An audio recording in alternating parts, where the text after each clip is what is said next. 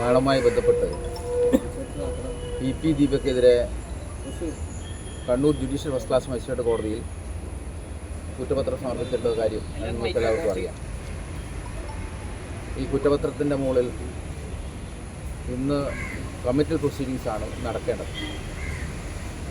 സ്വാഭാവികമായും പൊതുസമൂഹം അറിയാൻ ആഗ്രഹിക്കുന്ന ഒട്ടനവധി വിഷയങ്ങൾ ഈ കുറ്റപത്രത്തിൻ്റെ ഭാഗമായി ഉണ്ട് എന്നുള്ളതാണ് വളരെ പ്രസക്തമായിട്ടുള്ളത്.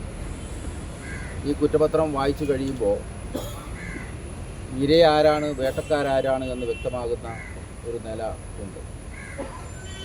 യഥാർത്ഥത്തിൽ പി ദിവ്യ ഉന്നയിച്ച പ്രസക്തമായ വിഷയത്തെ സാധൂകരിക്കുന്ന സാക്ഷിമൊഴികളും മറ്റു രേഖകളും ഈ കുറ്റപത്രത്തോടൊപ്പമുണ്ട്.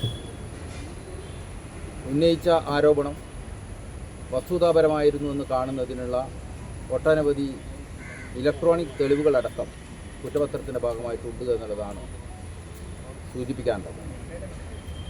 ഞങ്ങൾ ഉന്നയിച്ചത് പി ദിവ്യ ഇത്തരമൊരു ആക്ഷേപം ഉന്നയിച്ചത് അല്ലെങ്കിൽ ഇത്തരമൊരു ആവശ്യം ഉന്നയിച്ചത് പ്രശാന്തിൻ്റെ മൊഴിയുടെ അടിസ്ഥാനത്തിലാണ് എന്നാണ്.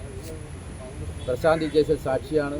പി ദിവ്യയോട് അത്തരം കാര്യങ്ങൾ സൂചിപ്പിച്ചിട്ടുണ്ട് എന്ന് പ്രശാന്ത് തന്നെ വ്യക്തമാക്കുന്നത്.